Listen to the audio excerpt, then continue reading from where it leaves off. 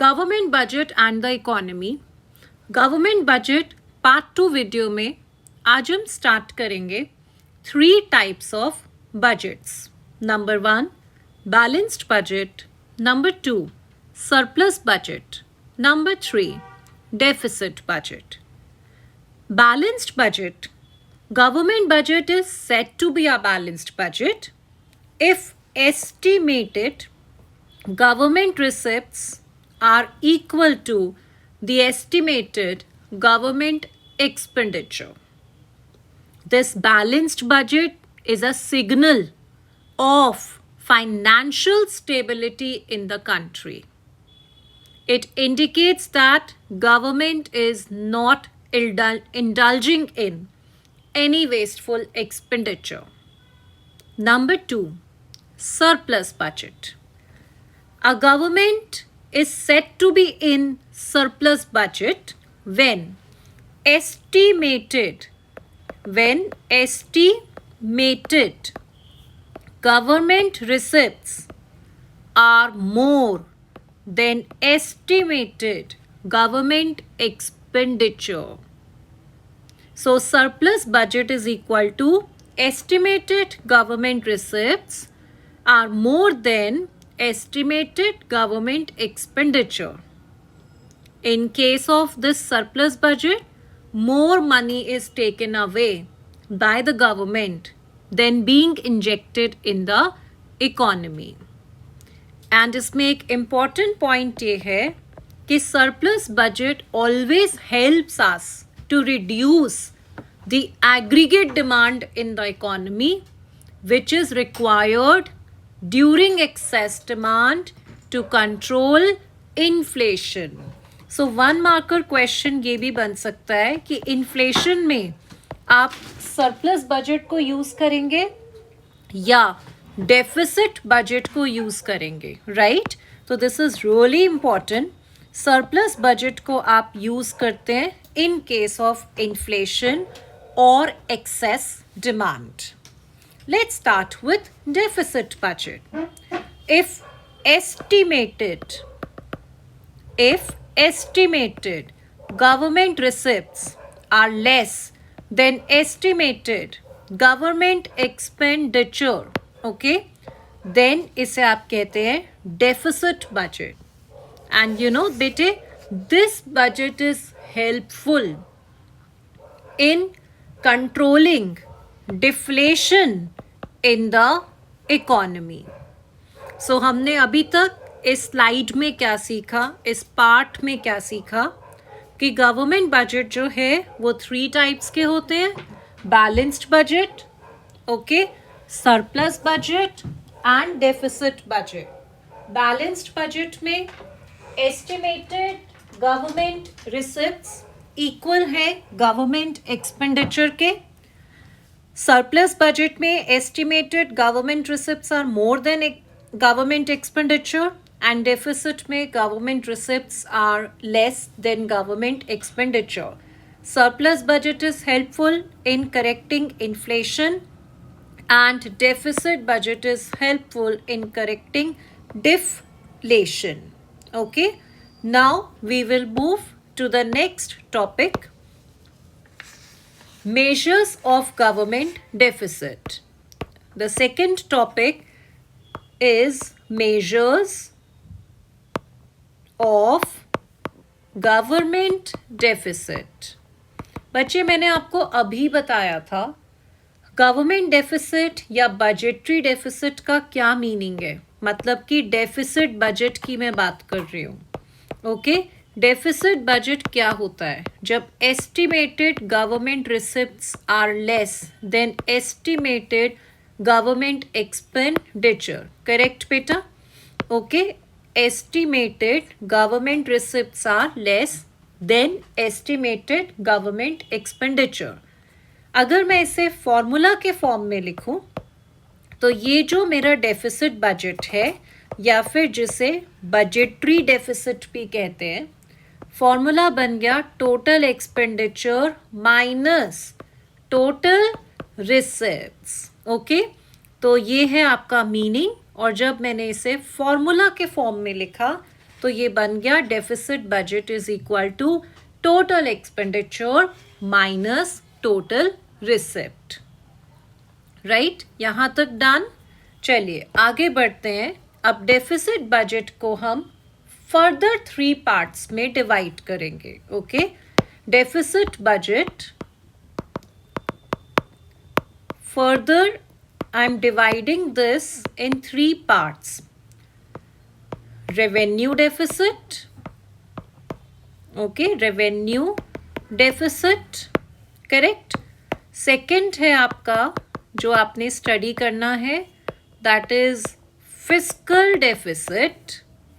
And number 3 is primary deficit. Okay, revenue deficit, fiscal deficit and primary deficit. अब इन तीनों deficits के आपको meaning, formula and implications को study करना है. तो अब हम start करते हैं एक एक करके ये तीनों deficits के बारे में. तो number 1 is revenue deficit is the difference between revenue expenditure minus revenue receipts. तो यही इसका मीनिंग है. It is concerned with the difference between revenue expenditure and revenue receipts. In other words, it refers to the excess of revenue expenditure over revenue receipts during the given fiscal year. So this is the meaning and formula. And what about the implications now? आप ये revenue deficit को क्यों calculate करते हैं? क्या implications हैं? सबसे पहली चीज, it indicates the inability of the government to meet its regular and recurring expenditure. तो ये क्या indicate करता है? Inability of government, okay, to meet regular expenses. कि गवर्नमेंट के जो भी रेगुलर या रेकरिंग वर्ड जिसे कहते हैं एक्सपेंसेस हैं वो भी गवर्नमेंट मीट नहीं कर पा रही है. It also implies that government has to make up this deficit from, कहाँ से मेकअप करना पड़ता है इस डेफिसिट को? From capital receipts. And usually capital receipts का मतलब है कहाँ से हम इस डेफिसिट को फाइनेंस करते हैं, कहाँ से पैसा लाते हैं अगर ये डेफिसिट है तो. आइदर बोरो करके मनी को, मतलब बोरोविंग्स, या फिर गवर्नमेंट अपने एसेट्स बेचती है जिसे आप क्या कहते हैं? डिस इन्वेस्टमेंट्स कहते हैं. Understood? So implications of revenue deficit indicates inability of the government to meet its regular expenses, and it also tells us that government has to make up this deficit from capital receipt, that is borrowing or disinvestment. And high revenue deficit is a warning signal for the government कि either to cut down or curtail its expenditure or increase revenue. कि government या तो अपने खर्चे कम कर दे या फिर government अपने रेवेन्यू इंक्रीज करे, जैसे tax revenue, fines, fees, penalties etc. Let's move to the next type of deficit, which is fiscal, which is called fiscal deficit. अब fiscal deficit का मीनिंग है excess of total expenditure over total receipts excluding borrowings during the given fiscal year. Hence, fiscal deficit is equal to total expenditure minus total receipts, लेकिन उस total receipts में excluding borrowings. Okay बेटे, So the extent of fiscal deficit is an indication of how far the government is spending beyond its means. Okay, so fiscal deficit का meaning and formula is done. Let's talk about the implication. इस deficit की सबसे important implication है inflation. In fact ये NCERT का back question भी है. Is fiscal deficits are inflationary in nature? So my answer is yes, because government जो है इस डेफिसिट को मीट करने के लिए आइदर बोरोविंग्स लेती है और आरबीआई प्रिंट्स न्यू करेंसी. अब आप बेटे इमेजिन करो, अगर आरबीआई न्यू करेंसी को प्रिंट करता है, सो क्या होगा इससे? Money supply in the economy will increase. Money supply बढ़ेगी तो इकोनॉमी में जनरल प्राइस लेवल बढ़ेगा, क्योंकि यहाँ money supply means purchasing power of people increase हो रही है विदाउट इंक्रीजिंग द आउटपुट और production of goods and services. Hence the price level will increase which creates inflationary pressure in the economy. And another implication is fiscal deficits indicate the total borrowing requirement. ये deficit हमें ये बताता है कि आपने बोरो किया क्योंकि हम डेफिसिट में हैं, क्योंकि गवर्नमेंट के एक्सपेंसेस ज़्यादा हैं. अब एक्सपेंसेस को मीट करने के लिए बोरो करा. जब बोरो करते हैं प्रिंसिपल अमाउंट तो वी हैव टू पे इंटरेस्ट ऑन इट. अब वो interest payment will increase the revenue expenditure without increasing any receipts. then it is going to create a vicious circle of fiscal deficit and revenue deficit, क्योंकि पुराने loans के interest को पे करने के लिए हम फिर और लोन लेते हैं. तो इस तरह से we will get into the vicious circle of debt trap, या फिर we can say the country is caught in a debt trap. That's all for the fiscal deficit. Next and last type of deficit है primary deficit. सो ये theory का हमारा last topic होगा. इसके बाद हम न्यूमेरिकल स्टार्ट करेंगे इस चैप्टर के. Primary deficit is the difference between fiscal deficit and interest payment. Fiscal deficit of the current year and interest payments on the previous borrowings. So hence the formula is also same, FD fiscal deficit minus interest payment, right? So यहाँ आपका theory part complete होता है including all 3 types of deficit. इसमें भी एक question बन सकता है, what happen when primary deficit is equal to 0? अगर प्राइमरी डेफिसिट किसके इक्वल हो? 0 के इक्वल हो. तो प्राइमरी डेफिसिट 0 कब होगा? जब एफडी और इंटरेस्ट दोनों की वैल्यू सेम हो. So it means that, right, it means that fiscal deficit, okay, it means that fiscal deficit and interest payment दोनों की वैल्यू इक्वल है. means the government has to borrow only on account of interest payment. So this is all about the primary deficit.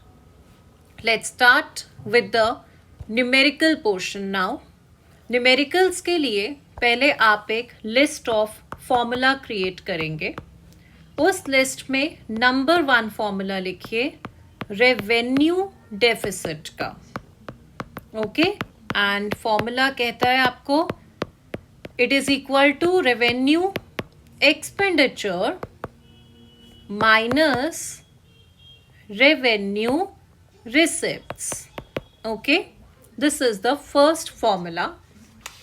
Second formula, fiscal deficit कैसे calculate करेंगे? तो fiscal deficit is equal to total expenditure minus total receipts excluding borrowings. Okay, excluding borrowings. Next formula बेटा, fiscal deficit को calculate करने के काफ़ी सारे फॉर्मूले आप बना सकते हैं.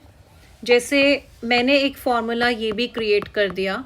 Like I said, it is total expenditure minus total receipts excluding borrowing. तो टोटल एक्सपेंडिचर क्या होता है?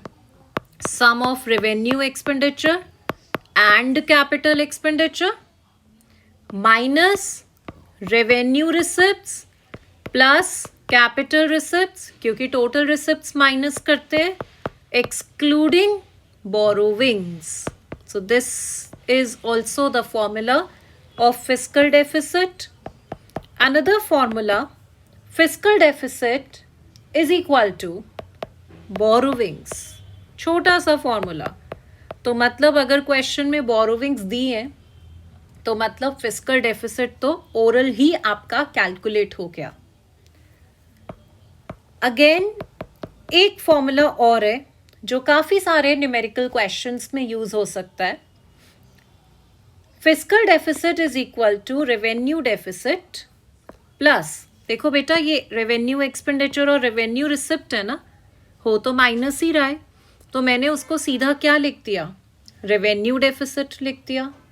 ओके, प्लस ब्रैकेट में capital expenditure minus capital receipt excluding, ठीक है, एक्सक्लूडिंग बोरोविंग्स. यहाँ तक समझ आया? अब कैपिटल रिसिप्ट एक्सक्लूडिंग बोरोविंग को आप नॉन डेप्ट क्रिएटिंग कैपिटल रिसिप्ट्स भी कहते हैं. तो please remember, same formula can also be rewrite as revenue deficit plus capital expenditure minus non dept creating capital receipts. Isn't it? Non dept creating capital receipts, क्योंकि capital receipt excluding borrowing is called non dept creating capital receipts. Right बेटा? एक बात और, non डेप्ट creating capital receipt अगर by chance आपको directly नहीं दिया, मैं ये रिमाइंड करा रही हूँ, पार्ट 1 में ऑल्दो डिस्कस कर चुके हैं. नॉन डेप्ट क्रिएटिंग कैपिटल रिसिप्ट्स क्या होते हैं? Number 1 is disinvestment, and another example is recovery of loan. Okay, another example of non-debt creating capital receipt is recovery of loan. Done. Last formula, primary deficit. The formula for calculating primary deficit is fiscal deficit minus interest payment.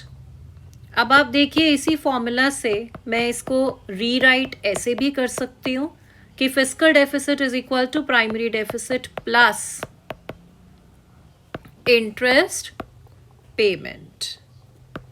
I hope ये सारे formulas की list आपको clear है. Now we can start with the numerical questions. Okay, let's start. Question is, as per government budget, say interest payment is given 10,000 rupees, which is, यही interest payment is, मतलब which is 40% of primary deficit. Find fiscal deficit. आपको क्या find करना है बेटे? Fiscal deficit find करना है. अब ये आपका क्वेश्चन है, राइट? इसमें क्वेश्चन में इंटरेस्ट गिवन है, which is 40% of primary deficit. क्या मेरे पास प्राइमरी डेफिसिट की वैल्यू है? नो, तो लेट इट बी x। तो फिर इंटरेस्ट कितना दिया है? 40% of primary deficit means 40x by 100 and interest की वैल्यू 10,000 भी गिवन है। दोनों चीज़ों का मीनिंग सेम है, तो फिर हम इसको इक्वेशन बनाकर इक्वल टू का साइन लगा देते हैं बिकॉज ये दोनों इक्वल हैं। अब आप इसे जब आगे सॉल्व करेंगे राइट, तो x की वैल्यू सॉल्व कर कर आ जाएगी 10,000 multiply 100 divided by 40। x means primary deficit आ गया 25,000। ओके, अब आपको निकालना है fiscal deficit which is primary deficit plus interest. So 25,000 plus 10,000. So fiscal deficit is 35,000 answer. This is a very important question. Sorry, यहाँ एक छोटा सा mistake है. This is question number 1. Okay? ये question ध्यान से note करिए. इसका solution देखिए. Interest के लिए twice information given है. वैल्यू भी एंड इक्वेशन भी, दोनों बातें सेम है। इक्वल टू का साइन लगाया, प्राइमरी डेफिसिट आ गया and then find fiscal deficit दिया है। इक्वेशन से प्राइमरी डेफिसिट में इंटरेस्ट प्लस करा तो आपके पास फिस्कल डेफिसिट आ गया। डन बेटे? ओके, चलिए नेक्स्ट क्वेश्चन पर चलते हैं। अब हम इसमें नेक्स्ट क्वेश्चन, सपोज अब मैंने क्वेश्चन लिया, let's say calculate revenue deficit and fiscal deficit. Again it's a very important question for exams. Information given है tax, revenue expenditure, non tax मतलब non tax revenue of course. Fourth number पे given है recovery of loan, capital expenditure, disinvestment is equal to, we will write the values, and आखिरी point given है interest. Correct? So अब देखते हैं information में क्या क्या वैल्यूज आपको गिवन है। Tax revenue is given 1,000. Revenue expenditure given है 3,821. Non-tax is given 2,000. Recovery of loan is 135. Capital expenditure 574.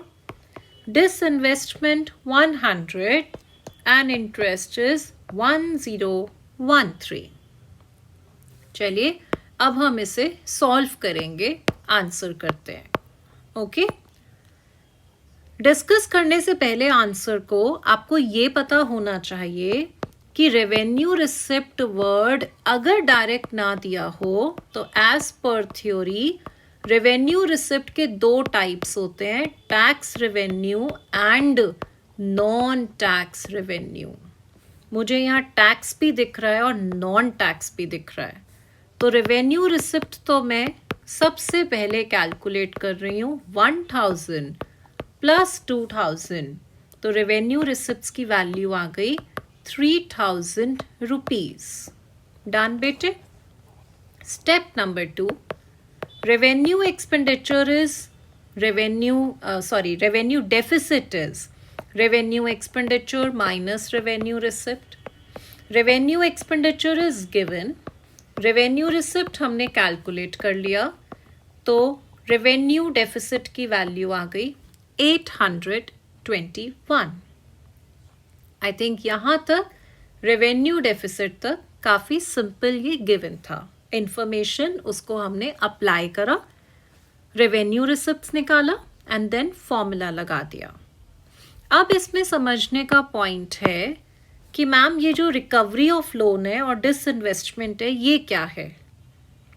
I told you इसमें फिस्कल डेफिसिट के लिए आप जो कैपिटल रिसिप्ट्स लेते हैं वो नॉन डेप्ट क्रिएटिंग लेते हैं, तो ये दोनों क्या है, नॉन डेप्ट क्रिएटिंग कैपिटल रिसिप्ट्स हैं। सो मुझे यहाँ पे फिस्कल डेफिसिट का क्या फॉर्मूला अप्लाई करना चाहिए,